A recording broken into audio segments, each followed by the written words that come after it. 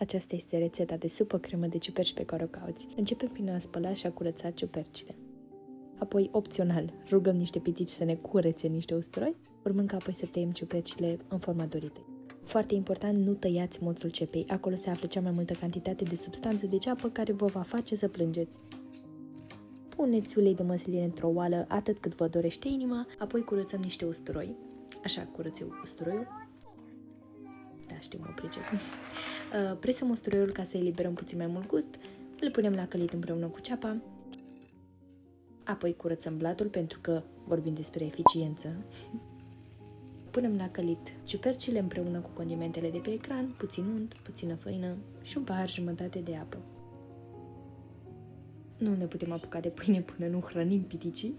Acoperim logo-ul Kaufland pentru că nu suntem sponsorizați, apoi tăiem pâinea felii, le dăm cu ulei de măsline, cu sare, piper, praf de usturoi și le băgăm la cuptor să se rumenească puțin.